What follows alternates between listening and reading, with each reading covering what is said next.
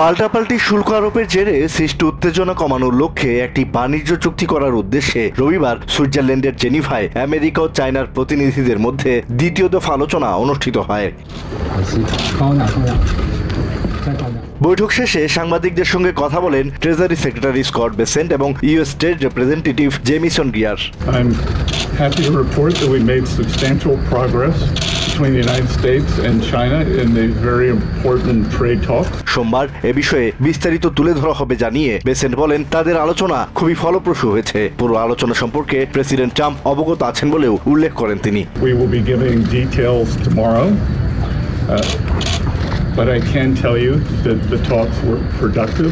এ সময় Jamieson Greer জানান চায়নার সঙ্গে 2 দিন ব্যাপী এই আলোচনা খুবই গঠনমূলক ছিল, যার ফলে দ্রুত তারা একটি চুক্তিতে পৌঁছাতে পেরেছেন বলে উল্লেখ করেন তিনি। As the secretary pointed out, a very constructive 2 days.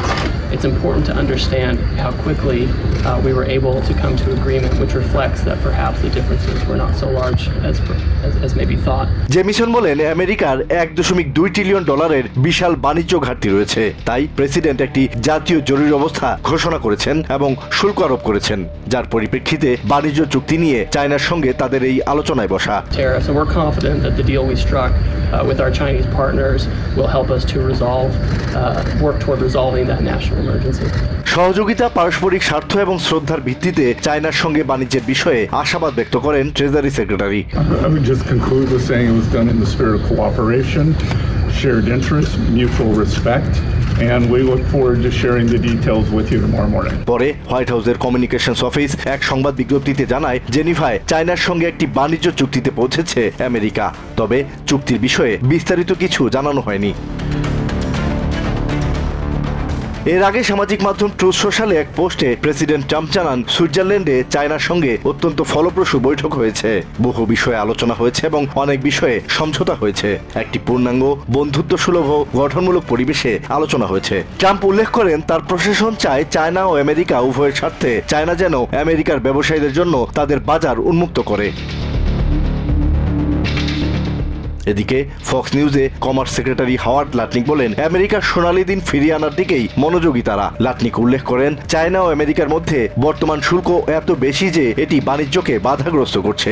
Trump প্রশাসন ন্যায্য বাণিজ্যে বিশ্বাসী বলে দাবি করেন তিনি। ন্যাশনাল ইকোনমিক কাউন্সিলের ডিরেক্টর কেভিন হ্যাসেট বলেন আমেরিকার সঙ্গে স্বাভাবিক বাণিজ্যিক সম্পর্ক পুনরুস্থাপনের বিষয়ে চায়না খুবই আগ্রহী। অন্যদিকে জেনিভায় এক সংবাদ সম্মেলনে চায়নার ভাইস প্রিমিয়ার জানান উভয় পক্ষ নিজেদের জন্য গুরুত্বপূর্ণ বাণিজ্যিক ও অর্থনৈতিক সমস্যাগুলো নিয়ে খোলামেলা আলোচনা করেছে।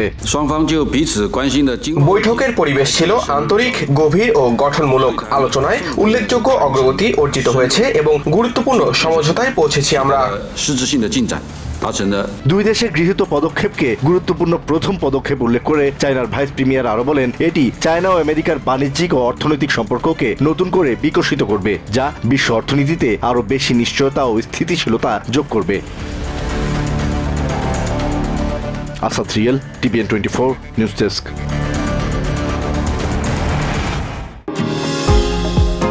নিউ ইয়র্ক থেকে সম্প্রচারিত TVN 24 টেলিভিশন বিশ্বজুড়ে বাঙালির কণ্ঠস্বর।